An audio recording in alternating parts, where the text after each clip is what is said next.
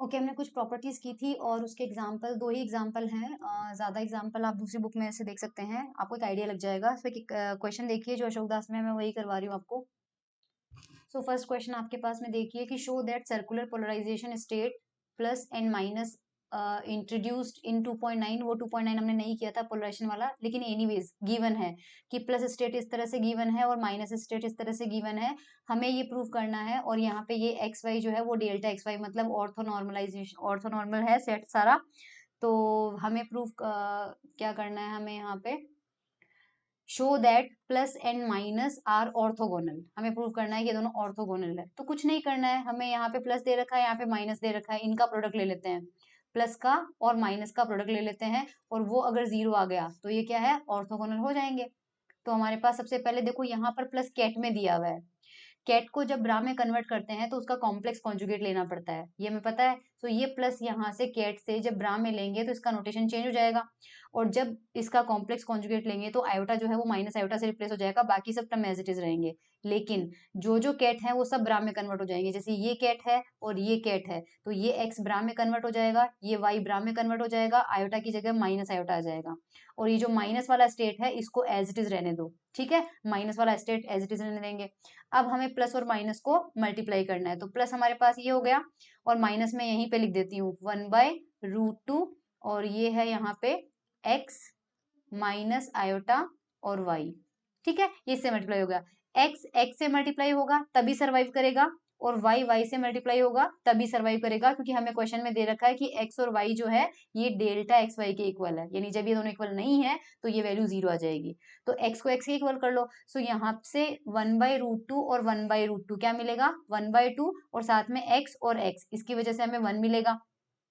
Similarly 1/√2 और 1/√2 कितना मिलेगा, 1/2, और यहाँ पे माइनस का आयोटा है और यहाँ पे माइनस का आयोटा है, तो आयोटा माइनस माइनस तो प्लस हो जाएगा, लेकिन आयोटा का स्क्वायर कितना हो जाएगा, माइनस, तो बीच में क्या आ जाएगा, माइनस आ जाएगा, और ये भी 1 हो जाएगा, और यहाँ आंसर कितना आ जाएगा, 0। ठीक है, सो एक प्रॉब्लम तो हमारे पास ये हो गई। सेकंड क्वेश्चन आपके पास देखिए कि a quantum system can be described in terms of a complete set of 3 basis states. हमें कहा गया है कि एक क्वांटम सिस्टम है जिसको तीन एक कंप्लीट सेट से डिस्क्राइब किया गया है, alpha beta and gamma. Alpha beta and gamma, the state P has the following amplitudes in this representation. ये हमें गिवन है, अल्फा पी का product beta P gamma P. इसी तरह से क्यू के साथ भी हमें अल्फा क्यू बीटा क्यू और गामा क्यू गिवन है। प्रूफ क्या करना है, find the amplitude P Q, हमें पी क्यू निकालना है। Also the probability of finding the system in the state Q when it is initially in the state P. अगर initially P में है और फाइनली क्यू में है तो प्रोबेबिलिटी एम्पलीट्यूड क्या होगा, क्यूपी होगा, और हमें प्रोबेबिलिटी निकालनी पड़ेगी, तो हमें क्या करना पड़ेगा, इसका स्क्वायर करना पड़ेगा। That's it. तो सबसे पहले हमें पी क्यू निकालते हैं। अब हम कंप्लीटनेस रिलेशन यूज करेंगे। फ्रॉम द क्लोजर और कंप्लीटनेस रिलेशन पी क्यू को हम क्या लिख सकते हैं, पी आई और आई क्यू। मतलब क्यू से पी में कोई सिस्टम जाएगा, उसे किस तरह से एक्सप्रेस कर सकते हैं कि क्यू से पहले वो आई में जाए और फिर आई से वो पी में जाए। ये हमारी कंप्लीटनेस रिलेशन थी, कंप्लीटनेस रिलेशन था। ठीक है, अब आई यहाँ पे समेशन करना होता है, तो आई को अल्फा बीटा और गामा लिख देते हैं, यानी एक बार आई की जगह अल्फा रखेंगे और पूरा एक्सप्रेशन लेंगे, प्लस फिर आई की जगह बीटा रखेंगे, पूरा एक्सप्रेशन लेंगे, प्लस फिर आई की जगह गामा रखेंगे। सो ये मैंने यहाँ पर देखो इस तरह से कर रखा है। सो पी क्यू आपके पास इस तरह से आ जाएगा, और यहाँ पर हमें क्या करना पड़ेगा, एक बार ये जो आई है इस आई की जगह जब अल्फा रखेंगे तो ये मिल जाएगा, प्लस आई की जगह बीटा रखेंगे तो ये एक्सप्रेशन मिल जाएगा, और आई की जगह गामा रखेंगे तो ये एक्सप्रेशन मिल जाएगा। अब देखो ध्यान से, हमें चाहिए पी अल्फा का प्रोडक्ट। सो क्वेश्चन में हमें पी अल्फा का प्रोडक्ट कितना दे रखा है, ये हमें यहाँ से देखना पड़ेगा। हमें चाहिए पी अल्फा, करेक्ट, कितना है, लेकिन गिवन कितना है हमें, अल्फा पी गिवन है हमें, अल्फा पी, और वो कितना है, 1/√3।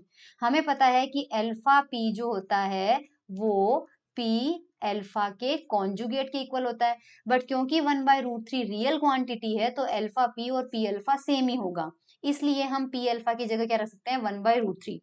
सो यहाँ तो हमने रख दिया 1/√3। अब हमें अल्फा क्यू लेना है। अल्फा क्यू जो है हमें एज इट इज यहाँ पे दिया हुआ है, देखो alpha Q 1 plus iota upon √3।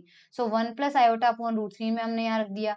फिर है हमारा पी बीटा, पी बीटा हमें चाहिए, लेकिन हमें दिया हुआ है बीटा पी। अगर बीटा पी 0 है तो पी बीटा भी क्या होगा, 0 ही होगा। तो सेकेंड टर्म में तो हमारे पास में, क्योंकि फर्स्ट ये ही 0 हो गया, तो कोई फर्क नहीं पड़ता कि ये कोई सा भी टर्म हो, सेकेंड प्रोडक्ट हमें 0 मिलेगा। अब थर्ड टर्म में हमें चाहिए पी गामा। ठीक है, तो यहाँ पे हमारे पास में क्या है, गामा पी। अब यहाँ भी आयोटा इन्वॉल्व है, तो गामा पी अगर हमारे पास आयोटा √2/3 गिवन है, तो पी गामा जो होगा वो इसका कॉम्प्लेक्स कॉन्जुगेट होगा, मतलब माइनस आयोटा एंड √2/3 होगा। सो हमें पी गामा चाहिए, सो पी गामा की जगह कितना आ जाएगा, माइनस आयोटा √2/3, और गामा क्यू जो है वो क्वेश्चन से देख लीजिए, गामा क्यू हमारे पास 1/√6 है। ये हमारे पास 1/√6, इसको सॉल्व कर लेंगे, √3 और √3 हमारे पास 3 आ जाएगा। इसमें इस √6 को क्या लिख सकते हैं, √2 इंटू √3, फिर √2 से √2 कैंसिल आउट हो जाएगा, और √3 क्या हो जाएगा, 3 हो जाएगा, और यहाँ माइनस का आयोटा है। तो ये आंसर आ गया हमारे पास में, और यही आंसर हमारे पास में यहाँ पर देख लीजिए एक बार, ये लिखा हुआ, और इसको सॉल्व करेंगे, आंसर आ जाएगा 1/3। नाउ प्रोबेबिलिटी फाइंड आउट करनी है हमें। सो प्रोबेबिलिटी तो हमें पता है कि अगर हमें पी क्यू की वैल्यू जो है वो मिली है 1/3, और ये रियल क्वांटिटी है, तो हमें क्यू और पी जो है वो 1/3 का कॉम्प्लेक्स कॉन्जुगेट मिलेगा, मतलब 1/3 मिलेगा। तो प्रोबेबिलिटी निकालने के लिए इस क्यू पी का क्या करना पड़ेगा, स्क्वायर करना पड़ेगा, क्योंकि पी से क्यू में जाने की प्रोबेबिलिटी पूछी गई है। इनिशियल स्टेट पी गिवन है, फाइनल स्टेट क्यू गिवन है, सो क्यू पी का स्क्वायर करना है, मतलब 1/3 का स्क्वायर करना है, विच इज 1/9। ठीक है, सो ये हमारे पास यहाँ पर कुछ न्यूमेरिकल प्रॉब्लम्स हो गई हैं। इसके अलावा बाकी का करेंगे बाद में।